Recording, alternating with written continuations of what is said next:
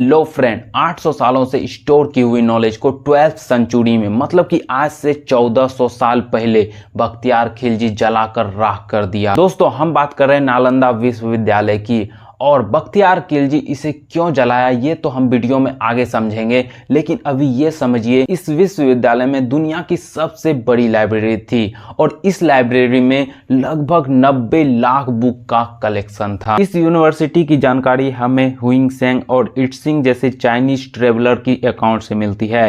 हुइंगसेंग 7th century में नालंदा आए थे। वे इसकी स्थापना का श्रेय गुप्त वंश के शासक कुमार गुप्ता वन को देते हैं और वे बताते हैं कि यहाँ पर 1000 मॉन्क्स और 1510 टीचर रहते थे, मतलब कि ये एक रेसिडेंशियल यूनिवर्सिटी हुआ करती थी। और इस यूनिवर्सिटी में चाइना, जापान, कोरिया, तुर्की, इंडोनेशिया, यहाँ तक कि श्रीलंका से भी विद्यार्थी पढ़ने के लिए आते थे। उस समय भारत का मैप कुछ इस तरह का हुआ करता था और इस यूनिवर्सिटी में बुद्धिज्म के साथ साथ मैथमेटिक्स, फिलॉसफी और मेडिसिन और ग्रामर जैसे सब्जेक्ट पढ़ाया जाता था। और यहाँ तक कि पुराने जमाने के ओरिजिनल उपनिषद के मैन्युस्क्रिप्ट यहाँ पर मौजूद थे। और सबसे बड़ी बात यह थी कि इस यूनिवर्सिटी में पढ़ने वाले विद्यार्थियों को कोई भी फीस नहीं देनी पड़ती थी, उसे फ्री में ज्ञान दिया जाता था। यहाँ पढ़ने वालों में हर्षवर्धन, धर्मपाल, नागार्जुन, हुइंगसेंग, पद्म संभव जैसी बड़े बड़े नाम शामिल थे। और माना यह भी जाता है कि ग्रेट एस्ट्रोनॉमर, मैथमेटिशियन आर्यभट्ट भी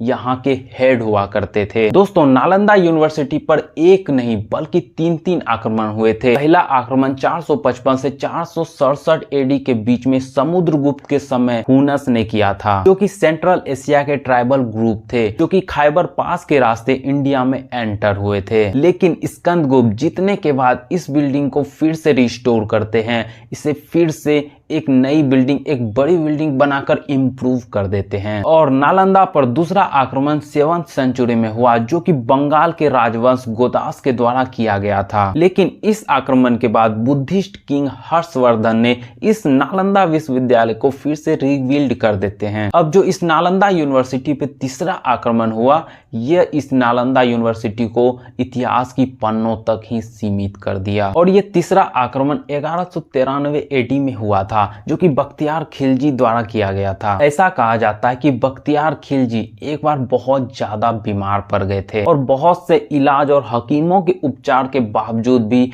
उसकी तबीयत में सुधार नहीं हुआ। ऐसे में किसी ने उसे सलाह दी कि नालंदा के प्रिंसिपल राहुल श्रीभद्रा उसका उपचार कर सकते हैं, एक बार उससे इलाज करके देखा जाए। लेकिन बख्तियार खिलजी को किसी भी गैर मुसलमान से इलाज करवाना पसंद नहीं था, इसीलिए वो इन बातों को इग्नोर कर देते थे। लेकिन जब उसकी तबीयत में फिर भी सुधार नहीं हुआ, काफी ज्यादा तबीयत खराब होने के बाद, तब वो एक बार डिसाइड करते हैं कि क्यों ना उसे एक बार बुलाया जाए, बुलाने में क्या नाराजगी है। तब राहुल श्रीभद्रा बख्तियार खिलजी के पास पहुंच जाते हैं और उनका चेकअप करने लगते हैं। और बख्तियार खिलजी नालंदा के प्रिंसिपल के सामने यह शर्त रख देते हैं कि उसके द्वारा दी हुई कोई भी दवाई वह नहीं खाएगा। और इस तरह वो राहुल श्रीभद्रा को चैलेंज करना चाहते थे और उसके ज्ञान को नीचा दिखाने की कोशिश कर रहे थे। फिर भी राहुल श्रीभद्रा खिलजी को यह भरोसा दिलाते हैं कि वह जल्द ही ठीक हो जाएंगे, उसकी जल्द ही बीमारी ठीक हो जाएगी। वे खिलजी को एक कुरान देते हैं और कहते हैं कि इसके कुछ पन्ने रोज पढ़ा करे।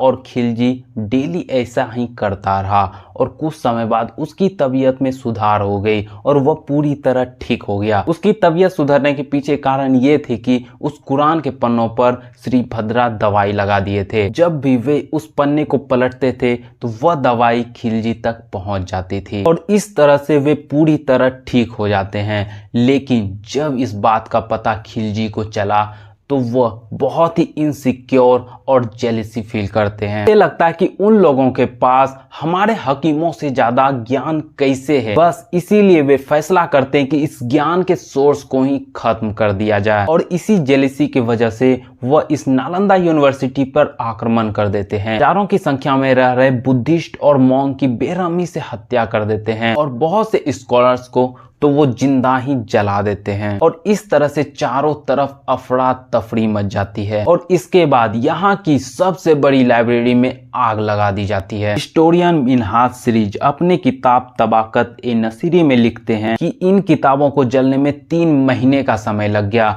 इससे आप अंदाजा लगा सकते हैं कि इस लाइब्रेरी में कितने सारे किताबों का कलेक्शन होगा। और कई सारे तो पुराने जमाने के ओरिजिनल मैन्युस्क्रिप्ट भी यहाँ मौजूद थे जो कि आज तक रिस्टोर नहीं हो सका। और इस खिलजी ने एक यूनिवर्सिटी ही नहीं बल्कि पूरे ट्रेडिशनल को ही तबाह कर दिया। तो यह आक्रमण इतना ज्यादा घातक था कि रीस्टोर और रीबिल्ड करने के लिए कुछ बचा ही नहीं। और नालंदा विश्वविद्यालय को डिस्ट्रॉय करने के बाद ये 2 और बिल्डिंग जो बिहार में ही मौजूद थे, विक्रमशिला और ओदंतपुरी को भी डिस्ट्रॉय कर देते हैं। ये सिर्फ भारत ही नहीं बल्कि पूरे विश्व का नुकसान था। सिर्फ एक व्यक्ति के इनसिक्योरिटी और जेलिसी की वजह से हजारों सालों से जमा की गई ज्ञान जलकर राख हो जाती है। पुराने जमानों के मैथमेटिक्स, एस्ट्रोनॉमी, साइंस, आयुर्वेद, योग आज के जमाने से काफी ज्यादा मिलती जुलती है।